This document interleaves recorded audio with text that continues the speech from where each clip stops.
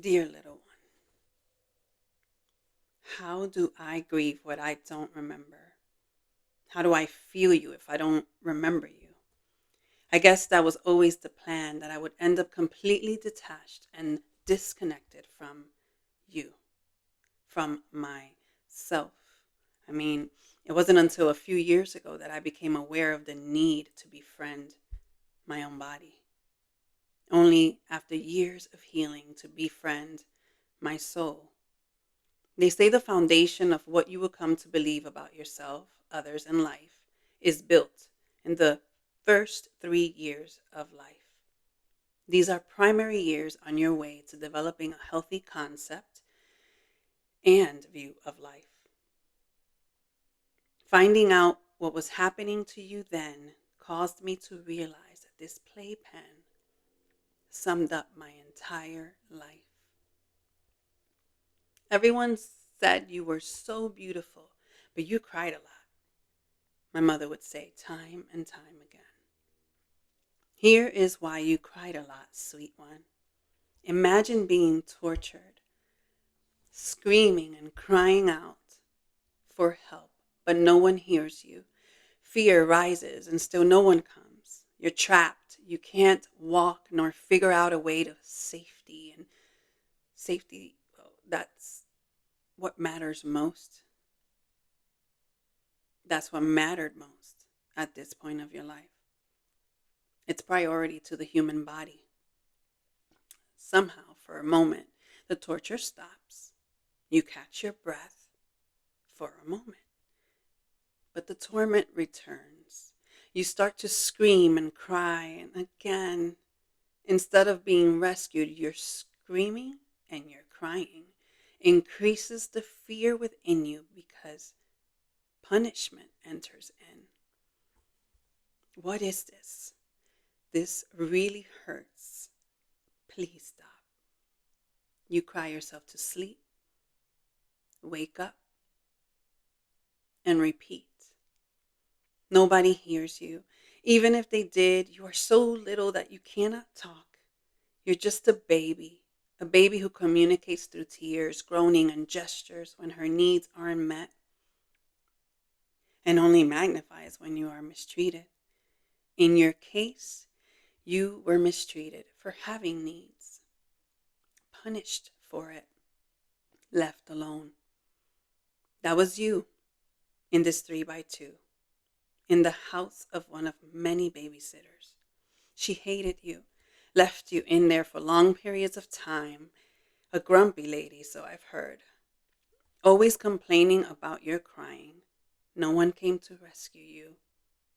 She hit you in front of mommy once, leaving an imprint of her own hand in yours. It was that hard. What did you do to me when no one else was around? God only knows how many times she laid hands on me, shook me, hit me, all for being a baby.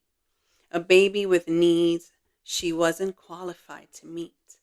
Took me in for the money, which more than likely paid for her drugs and alcohol. I was an inconvenience for her, getting in the way of her fix. What were you trying to fix, lady? Unwanted and alone in this 3x2, unable to walk in order to get free, unable to speak, never to tell my story about this place. How do I feel you, sweet one? How I long to hold you close and tell you that you're going to be okay and will never get hurt again. Even now, I can't tell you that. It's the way it went. It's amazing how we draw conclusions, how early we come to believe this is just the way life will be. Experiences shape our expectations. Who am I? There was nothing you could do. Therefore, for decades, you would believe, I can't. I can't do this. I can't help myself. I can't change my situation. I am not heard. No one is coming to stay. For decades, living would be so hard for you. Being was hard. Life was so, so hard. Learning was hard. Trusting was hard. Peace was unknown. Playing was never pure and free as it was meant to be. I reflect on this image some more. And the truth is that babysitter wasn't the only one. That babysitter looking for her next fix. Well, her and that playpen, that was my world.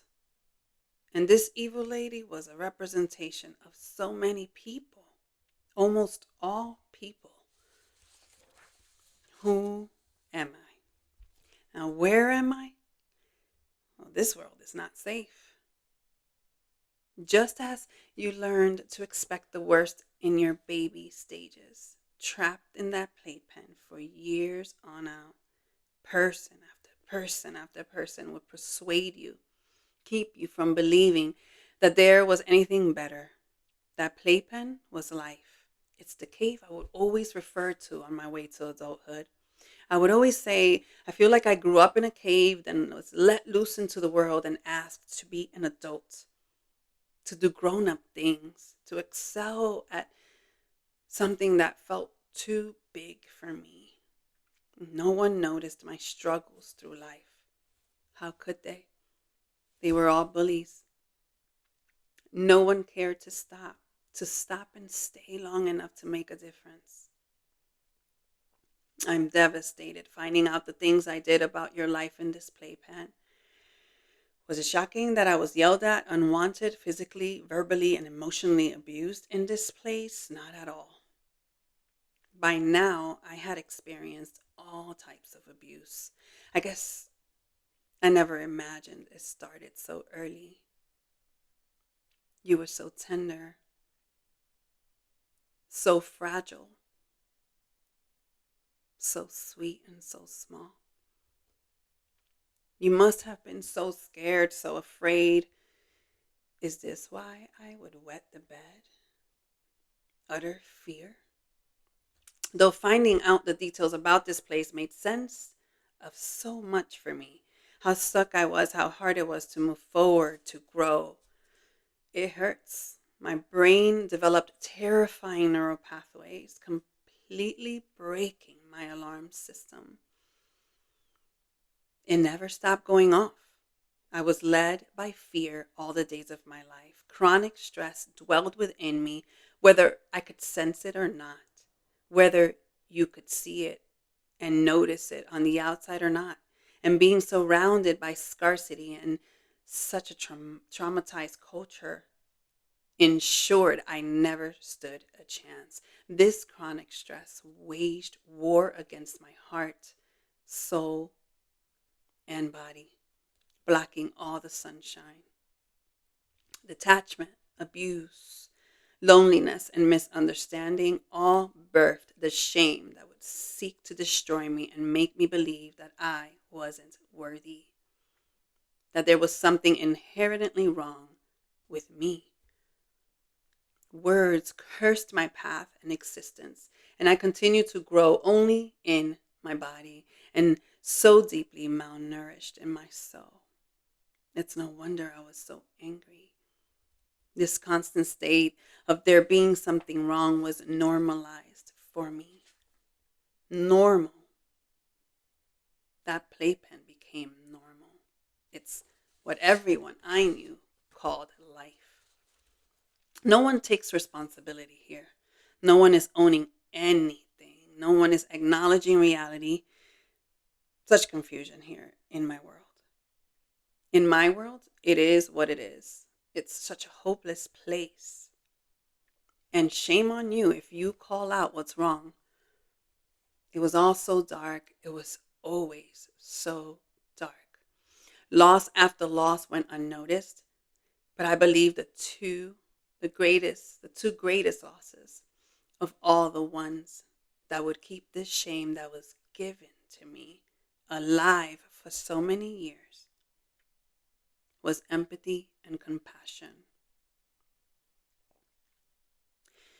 It was never seen, never modeled, and if there was even a hint of these expressions, you would be met with sarcasm or labeled as weak. Soon enough, little one, you would come to lose all empathy and compassion, not only for others, but for yourself. The enemy's goal is self-rejection because then he can exit the building, leaving you at war with you. Eventually, you would even learn to punish yourself, believing you were insignificant and unworthy of love. You grew in anger because living was hell. You tried ending your own life. Friendships would become a place where the wounded coped together. Nothing good came out of being left alone to escape everything we were all going through on our own. Your innocence was stolen. This world would lead you to addictions in an attempt to numb that excruciating pain engraved deep in our subconscious and all over our numbed body. You would keep trying to find someone, something you can depend on. People, drugs, alcohol, even ladders. Ladders you could climb to perhaps prove that you were able. All roads were an effort to soothe the pain, and I had no idea. No idea that I was striving to fix my alarm system still going off since before the playpen, I'm sure. No one knew what to do with me, only keep this body alive. Therefore, that's all I learned to do. Or did I? No one knew how to love me to healing. As a result, I learned to love others as I loved myself, not so well. When one endures trauma, the noticeable and not so noticeable kind, yes, it is true that you see the world through a different lens, but that lens was real for me and stayed real for far too long. Well, I'm coming for you today, beloved. Any and all parts in you and me that may still see and feel the world in this way, I am picking you up from that playpen you were left behind in. Shattered and scattered, that was life for you. Everyone responsible assumed you'd be fine, that you would get over it, or they couldn't have cared any less. You are so beautiful, but you cried a lot, people would say. Perhaps that is why I never liked nor welcomed people stressing my outward beauty. You're so beautiful never did anything for me in this ugly world. What can being beautiful do for me if you don't even see me? Hear me say these words to all that is you. You are so beautiful. Be held, beloved. You're safe now. I got you and love you dearly. I'm learning to hear you, to listen, hear your cry, see you for all that you are, learning to feel you because you matter most, learning to meet you where I find you and to walk with you from there, one moment at a time. I'm learning how to slow down, no more hurrying through it all, learning how to breathe, how to accept you and understand once and for all what it is that you truly need so that I can rid you of every counterfeit, that you may come to know what true love is. We've paid a high price, however, and some things are irreversible, but God has been so good in helping me heal this frail body that has kept the memory of all the times you were not treated gently and with love. There's a sweet resurrection taking place, a resurrection of years stolen. Here's the truth. I can't be fully me, the true me, without you. My future can't happen without you, not the free kind. So here I am. I've come to give you words Words for every playpen experience you've had along the way, way past the days you stopped fitting in one. I've come to give language to how you've felt, a voice for your tears, language to every gesture no one paid attention to, like that tight fist Abba revealed 30-something years later. For years, I would hide a tightened fist behind my crossed arms when under stress. For years, never even noticing until God pointed it out on this journey of befriending my body. I don't know how early you learned to do that. Perhaps my fist stayed that way since birth. I would then notice that my hands would squeeze shut even when I slept sometimes. I would wake up with hurting hands. I see your little hands squeezing the playpen as you cried and waited for someone to come and hold you. Those sad eyes may not look terrifying or terrified to the blind eye, but God knew and God knows. I am here now and I see you. You can open your hands now and release.